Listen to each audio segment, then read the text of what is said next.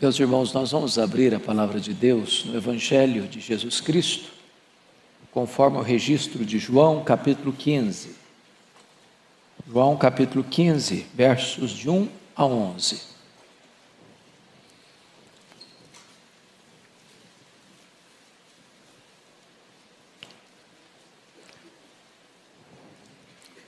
João 15, de 1 a 11. Jesus disse assim: Eu sou a videira verdadeira e meu Pai é o agricultor. Todo ramo que estando em mim não der fruto, Ele o corta. E todo o que dá fruto, limpa para que produza mais fruto ainda. Vós já estáis limpos pela palavra que vos tenho falado. Permanecei em mim e eu permanecerei em vós.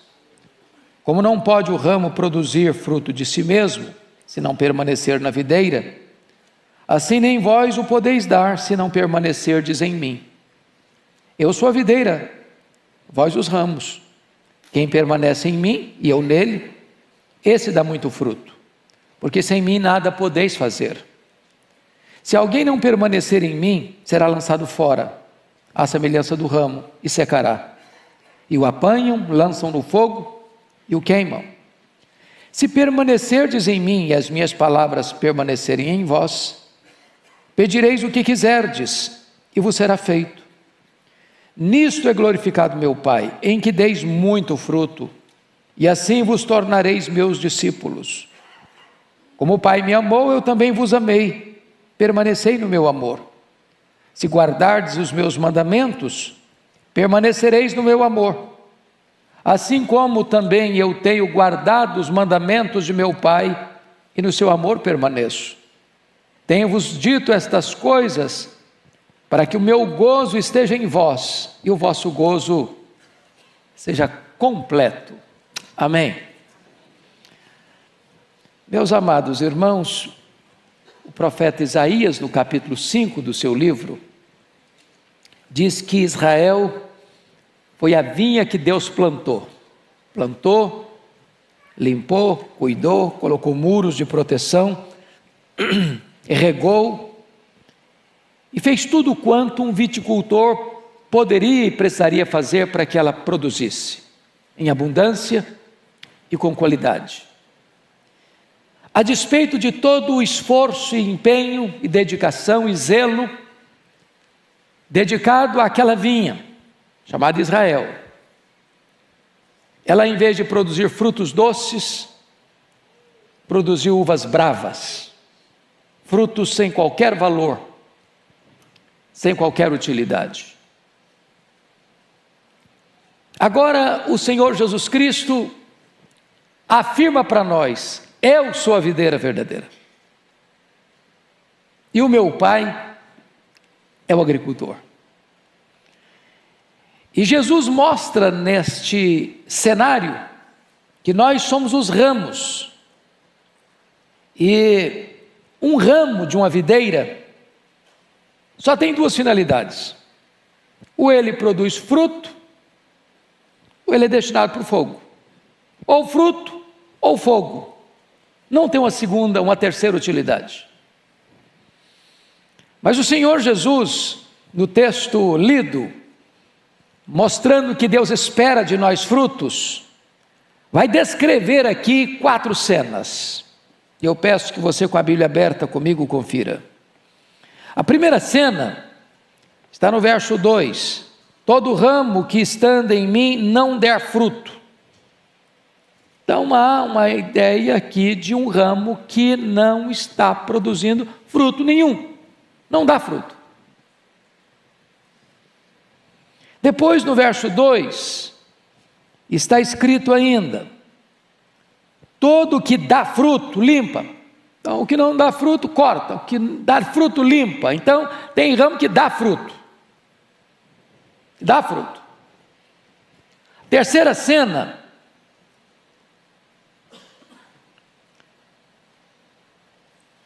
traz ainda no verso 2: o que dá fruto limpa para que produza mais fruto ainda. Então você tem não fruto, fruto e mais fruto. Então quem está produzindo fruto pode produzir mais fruto. Mas olha o verso 5. Eu sou a videira, vós os ramos, quem permanece em mim e eu nele, esse dá muito fruto. Então tem gente que dá fruto, tem gente que pode dar mais fruto, mas tem a possibilidade de produzir muito fruto. E no verso 8, está escrito: nisto é glorificado meu Pai, em que deis muito fruto. Você e eu somos ramo, enxertados na videira. A videira é Cristo. A pergunta é: quem somos nós nesta noite? Esta é uma autoanálise, esta é uma autoinvestigação. Nesse aspecto, como você se classificaria? Nenhum fruto? Fruto? Mais fruto? Ou muito fruto? Então, o Senhor Jesus Cristo vai dizer no capítulo 15, verso 16, algo muito interessante. Eu peço que você leia em voz alta comigo esse versículo. Vamos juntos? Não fostes vós que me escolhestes a mim. Pelo contrário, eu vos escolhi a vós outros, e vos designei para que vades e deis fruto, e o vosso fruto permaneça, a fim de que tudo quanto pedirdes ao Pai em meu nome, Ele vos conceda. Então, quando o Pai escolheu a você e a mim, Ele nos escolheu e Ele nos designou. É um chamado e um envio. E nesse envio, o que Ele espera de você e de mim é darmos frutos. Ele nos escolheu para isso. Então, se assim como Israel foi plantado como vinha e havia uma expectativa de uvas boas e não de uvas más, bravas, Deus espera de você e de mim, já que Ele nos escolheu e nos enviou para isso, que você e eu possamos produzir frutos. Dito isto, à guisa de introdução, vamos à análise do texto. Primeiramente vamos pegar esta imagem, ou esta ideia do verso 2. Todo ramo que estando em mim não der fruto. O que significa isso? Bom, esse versículo foi interpretado de três maneiras. Primeiro, Jesus estaria se referindo aqui apenas a um crente nominal. Aquele crente que é crente de nome, de rótulo, que é membro da igreja, que foi batizado, que está matriculado na escola dominical, que talvez até exerce algum cargo na igreja, mas ele não nasceu de novo. Ele nunca experimentou o toque regenerador do Espírito Santo. A união dele com Cristo é apenas formal e nominal. Ele só tem nome que vive, mas está morto. Pois onde não há fruto não tem vida. Essa é a primeira interpretação. A segunda interpretação desse texto é que o que não dá fruto corta. É como se uma pessoa fosse salva e agora, já que não deu fruto, corta e perdeu a salvação. Bom, nós não subscrevemos essa teologia, esse entendimento de que salvação possa se receber e se perder. Você possa estar salvo de manhã e perdido de noite. Então nós achamos que esta proposta ela está descartada. A grande pergunta no texto é: o que significa isso? E talvez a melhor forma de interpretar o versículo 2 é pegar a palavrinha que está aí: todo ramo que estando em mim não der fruto, ele o corta. O corta, essa palavra corta, na língua grega, ela é muito curiosa, porque penso ser ela a chave hermenêutica para entender o texto. A palavra grega aqui é a palavra airon. E esta palavra nas vezes que aparece, ela não significa passar a tesoura e cortar e seccionar.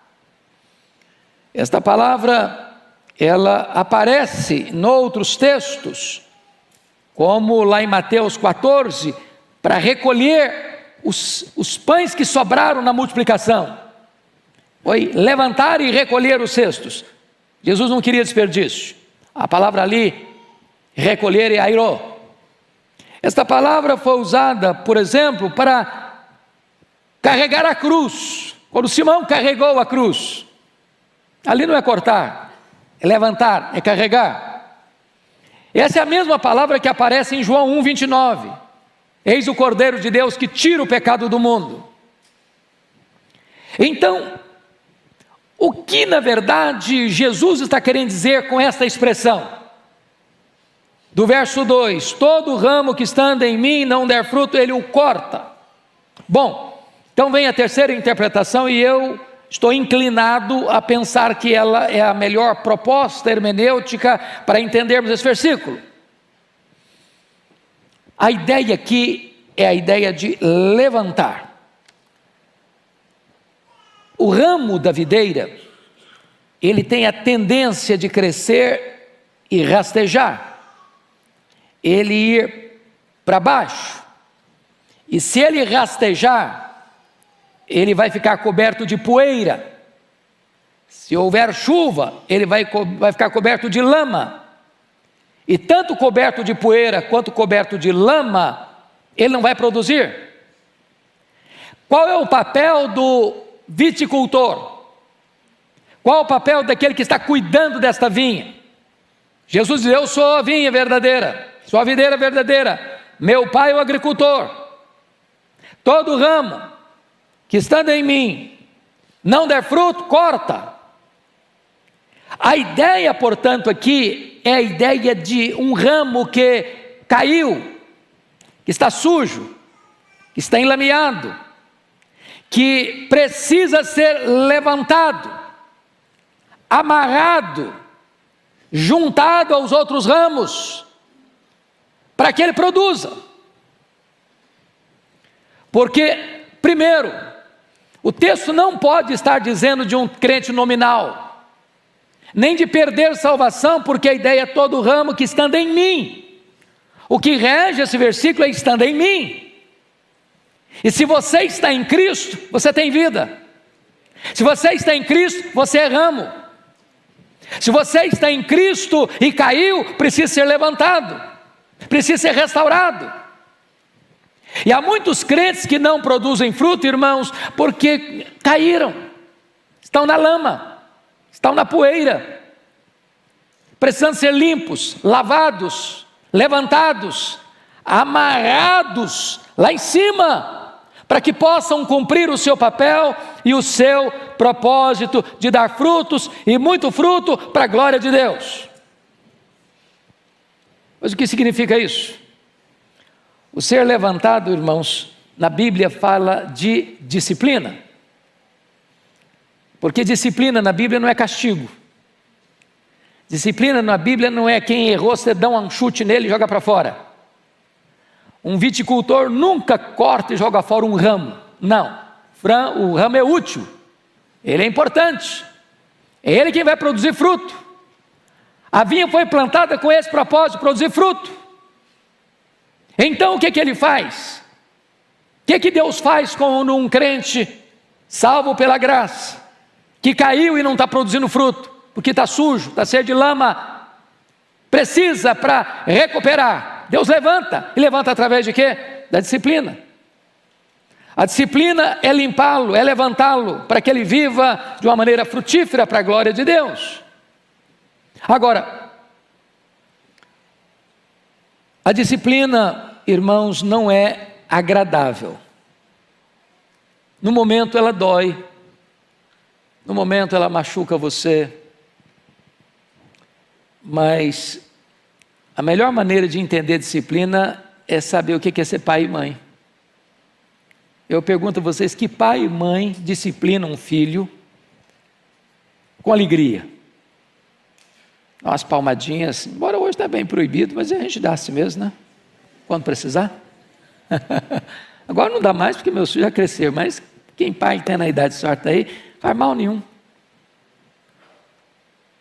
Mas ninguém faz isso com alegria. Estou falando de espancar, estou falando de machucar, estou falando de disciplinar. E Deus diz assim: se você não é disciplinado, você não é filho, você é bastardo.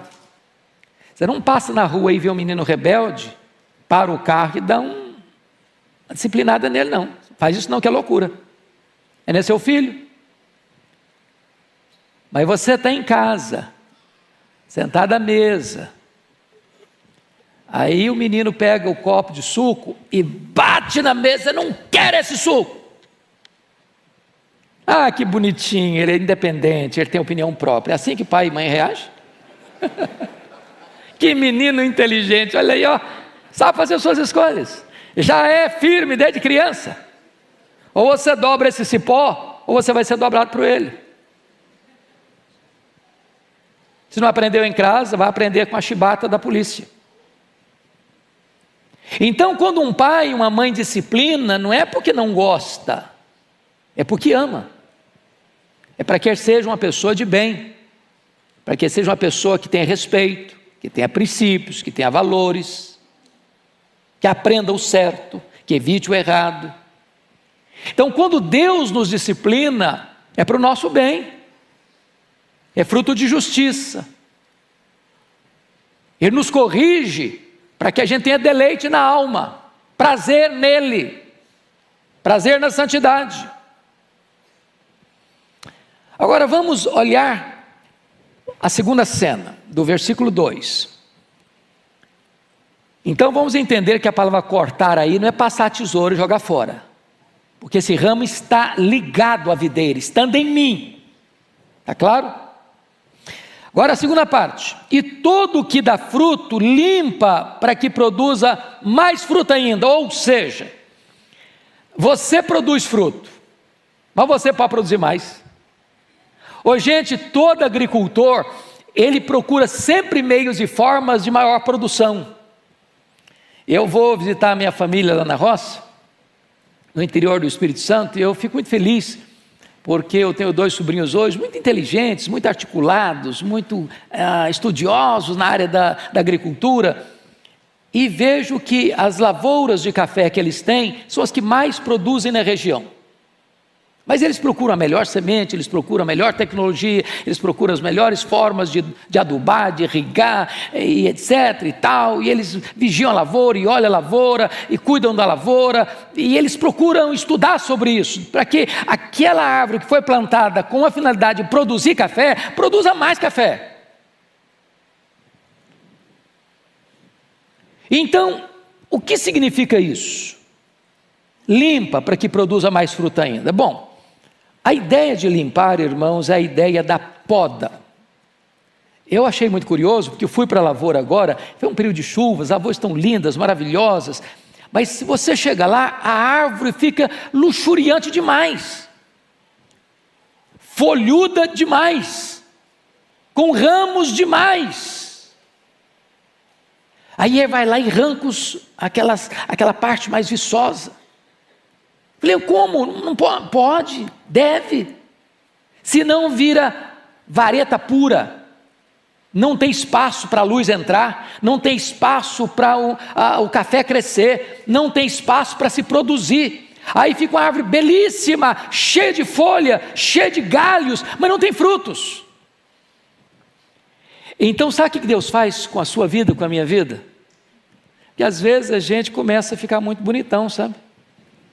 Você fica assim, importante demais. De repente você fica cheio de folhas demais, de galhos demais. E aí as pessoas admiram a sua beleza, admiram a sua pujança, admiram a sua inteligência, admiram a sua sabedoria. E Deus vai lá com a tesoura e tesoura aqui, tesoura ali, tesoura acolá, e vai podando, e vai podando. Eu falei, Deus, está doendo. Vou podar, meu filho, eu sei o que eu estou fazendo. Eu estou querendo frutos, mais frutos na sua vida.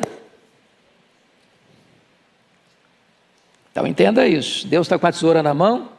Chora não, esperneia não. Deus está querendo mais frutos na sua vida. Veja bem, Deus nos disciplina quando nós estamos fazendo alguma coisa errada. Nós fomos para o chão, para a lama, para a poeira, Ele nos levanta. Mas Deus nos poda não porque estamos fazendo a coisa errada, porque estamos fazendo a coisa certa. Mas Ele quer que a gente seja mais produtivo no seu reino, tirando qualquer coisa que tire de nós a seiva para produzir mais, coisas que vão nos distrair, coisas que vão nos atrair, mas vão tirar o nosso foco, que é produzir fruto. Então Deus passa a tesoura e nos poda. E aí você vai perceber, irmãos, que essa poda seria, diríamos hoje, as provações da nossa vida que vêm, e na hora você não entende. E eu estava lendo esta semana, pastor Arival, acerca do Davi, e talvez uma coisa boa, essa semana passada eu fiz isso. Eu peguei a história do Davi e dei uma lida nela, assim, numa sentada só. E é um conselho que eu dou para os meus irmãos. Às vezes você está lendo a Bíblia, lê um versículo hoje, aí semana que vem você vai ler outro versículo, não tem nada a ver com aquele que você leu primeiro. Aí você nunca conecta os fatos, você nunca junta os elos, as correntes.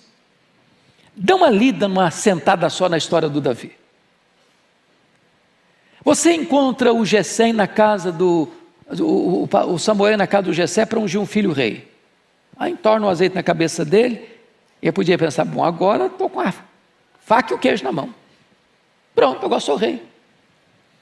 Olha, ele matriculou-se, foi numa escola de deserto, de luta, de dor, de sofrimento, de perseguição. Eu falei, mas Deus, não estou entendendo, o cara é ungido rei e começa a sofrer? Por que então ungiu o rei?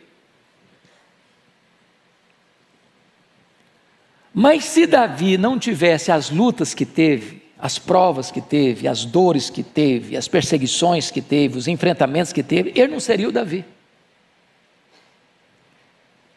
Você e eu não teríamos os salmos que nos encantam até hoje. Ele não teria sido a bênção que ele é para o mundo ainda hoje.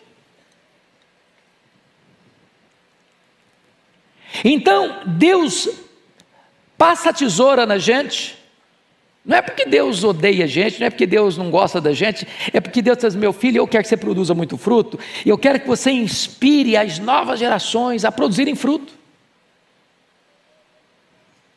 Leia a história de Paulo. Paulo não seria Paulo se não tivesse passado o que passou.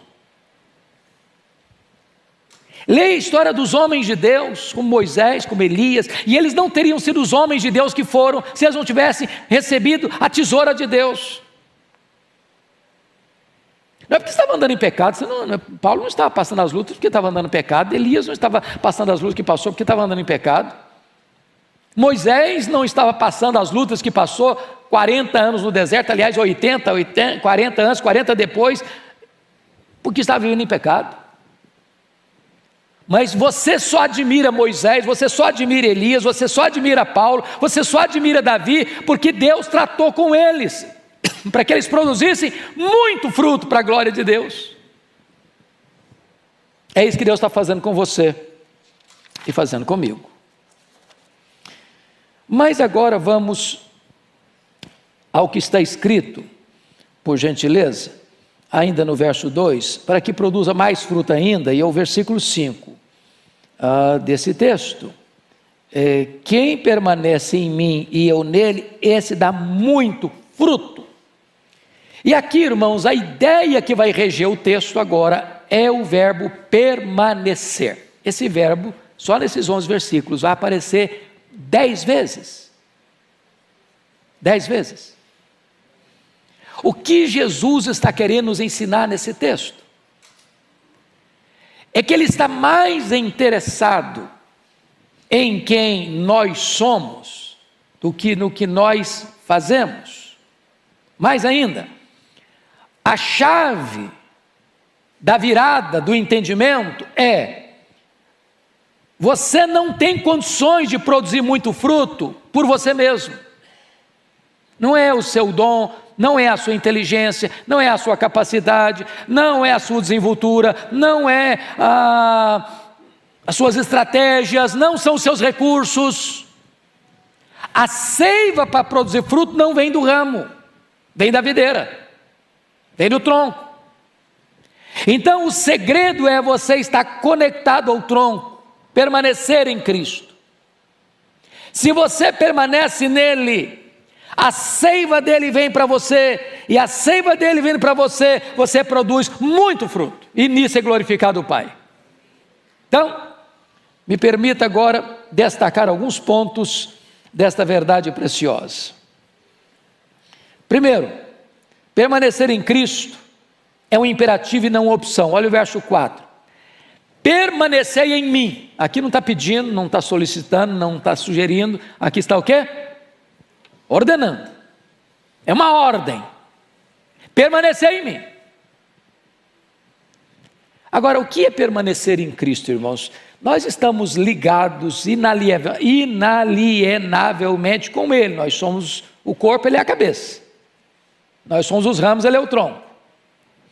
Mas aqui tem a ver com relacionamento, com intimidade, com comunhão.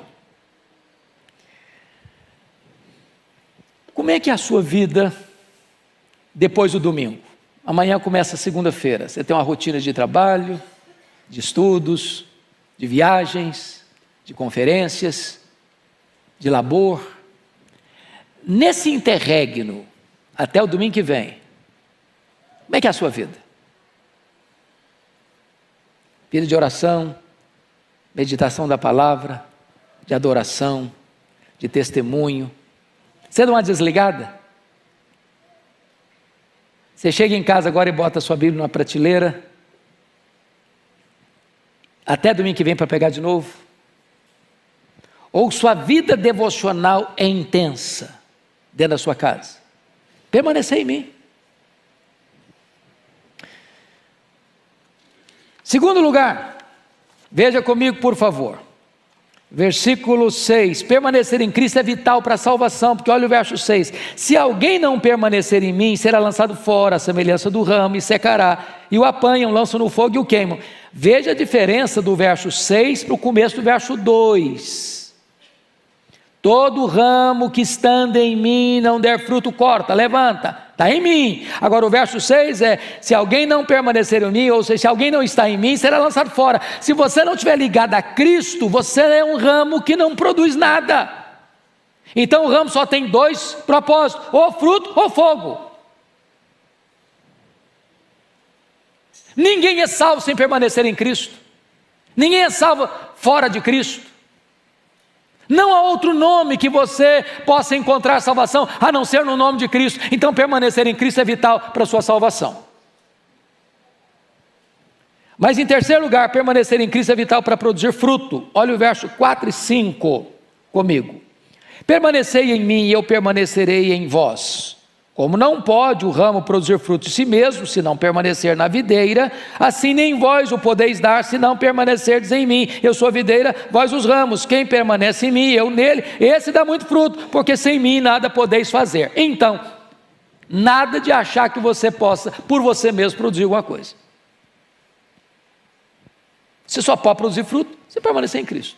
Sem Ele você não faz nada. Sem Ele você não é nada. Sem Ele você não consegue nada. Então, para produzir fruto, tem que permanecer em Cristo. Tem que permanecer em Cristo. Mas em quarto lugar, permanecer em Cristo é a evidência de que somos discípulos dele. Olha o versículo 8. Você pode ler o 8 comigo? Vamos juntos? Nisto é glorificado meu Pai, em que deis muito fruto, e assim vos tornareis meus discípulos. Então eu pergunto a você, você é um discípulo de Jesus? Você tem produzido muito fruto? Você é conhecido como discípulo pelo fruto. Nisso conhecerão todos que sois meus discípulos, se tiverdes amor uns pelos outros, e amor é fruto do Espírito. Mas ainda, vejam vocês, versículo 9 por favor. Como o Pai me amou, também eu vos amei, permanecei no meu amor. Não pode você permanecer no amor de Deus se você não estiver ligado a Cristo. Se você não estiver ligado à videira, você não demonstra o amor de Deus, você não se sente amado por Deus, você não se torna instrumento e canal do amor de Deus para outras pessoas. Mas ainda, versículos 7 e 8, você tem resposta às suas orações. Leia o versículo 7 comigo, por favor. Vamos lá? Se permanecerdes em mim, e as minhas palavras permanecerem em vós, pedireis o que quiserdes, vos será feito.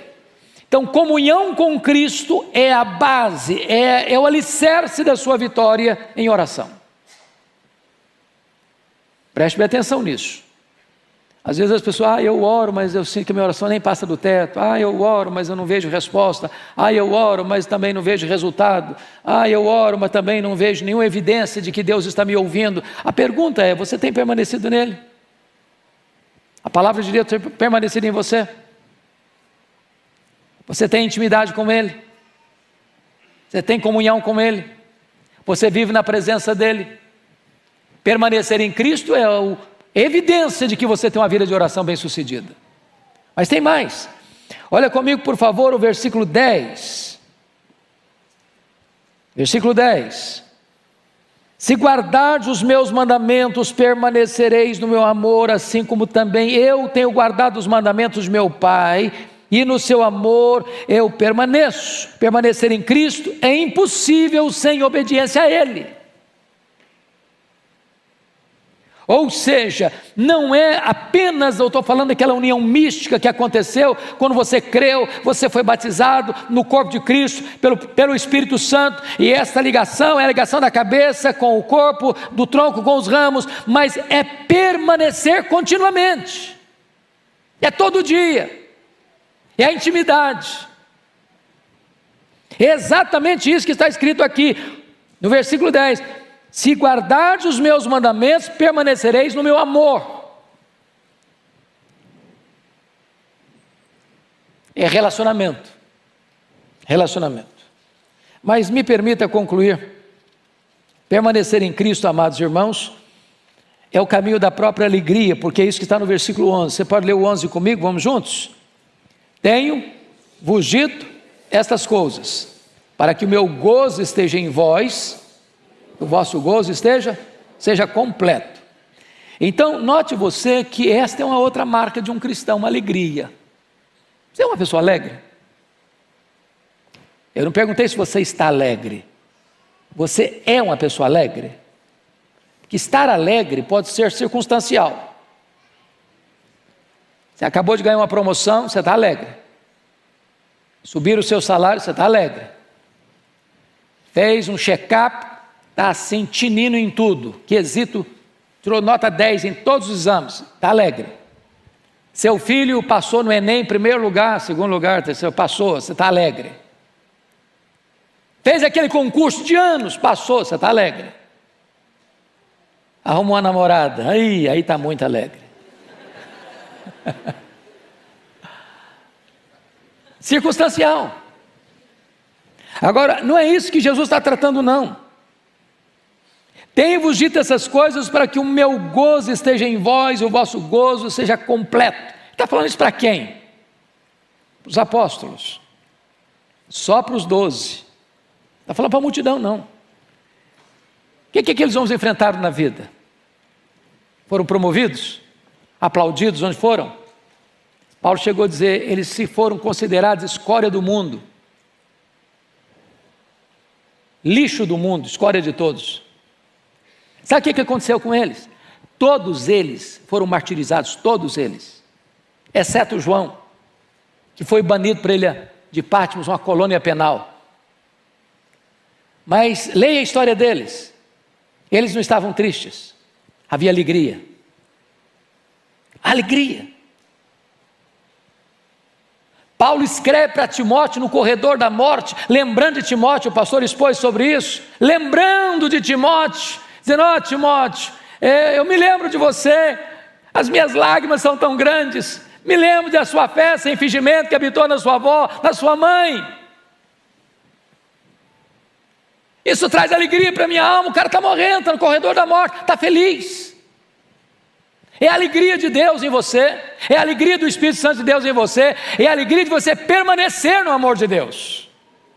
Então eu gostaria de concluir com aquela cena de Jesus, já no final do seu ministério, já na última semana da sua vida, onde ele sobe para Jerusalém na festa da Páscoa, e ele ia de Jerusalém para Betânia, aquele trecho ali que dá uns 10 quilômetros, e de repente, à beira do caminho, tem lá uma figueira, bonita, viçosa, luxuriante, e Jesus está com fome, e ele se aproxima da figueira, abre a folhagem, começa a procurar fruto, ele está com fome, quer comer, não encontrou nenhum fruto. Os estudiosos dizem que na figueira, os frutos vêm primeiro, depois vêm as folhas. Se tem folha, tem fruto. E aí Jesus, não encontrando nenhum fruto na figueira, ele amaldiçoou a figueira. Que me consta um milagre que Jesus Cristo fez para destruir. Amaldiçoou a figueira, ela secou, da raiz até em cima. E o que Jesus quis nos ensinar com isso?